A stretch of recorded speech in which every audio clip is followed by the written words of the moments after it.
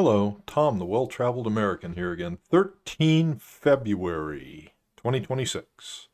Well, just a quick one today. Haven't got a lot to say because I don't see a lot happening. Tomorrow I'll get into some more technical aspects of what I see about force deployments and things like that. I wish I had better news. I wish I had some actual news. The old saying, better to remain silent and be thought a fool than to speak and remove all doubt. Now, I don't think that Steve Witkoff or Jared Kushner are fools, but I do realize that they're not the people for the job at hand. They're out of their league. They're out of their depth. They don't understand the ramifications of the negotiations they're trying to undertake for Mr. Trump, and the free world for that matter. On the other hand, I have nothing really particularly good to say about Vladimir Putin, but I will say this: he understands how to get what he wants. He's a bully, and he knows how to press an advantage, and he knows how to play for time. He's a master at it. He's KGB trained. It's his stock in trade.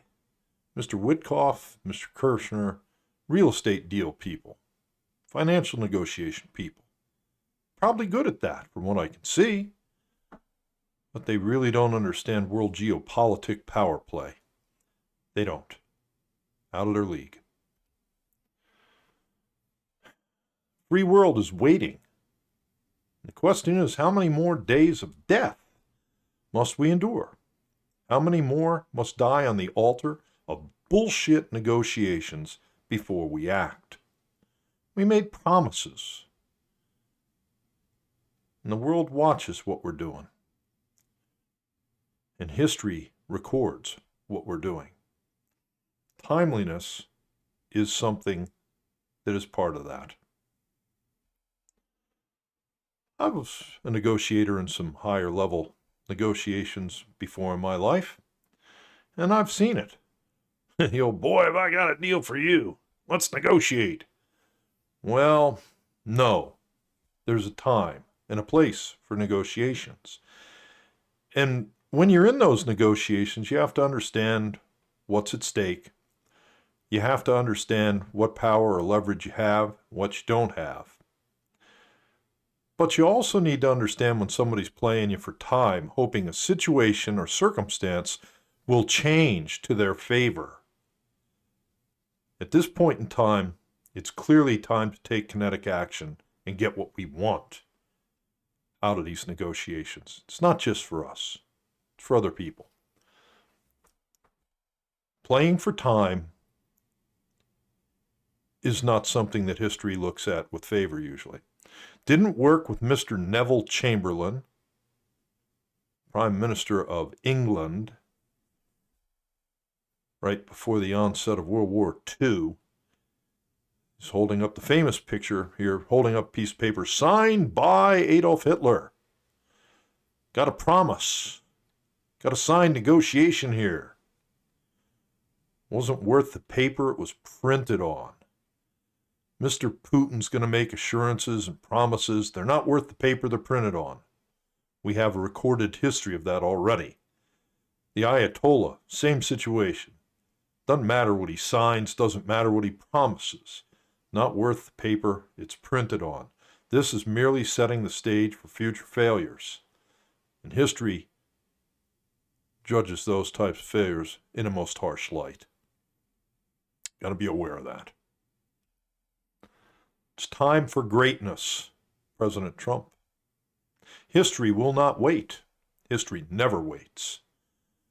Initiative. One of my personal heroes as I grew up as a child was General George Patton. And I'm going to quote him: lack of orders is no excuse for inaction. Anything done vigorously is better than nothing done tardily.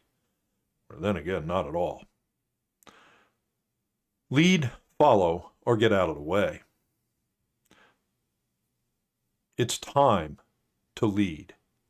Leadership is not easy. Some people think it is. They've never held leadership positions, and they've never had to make decisions where people's lives are in the balance.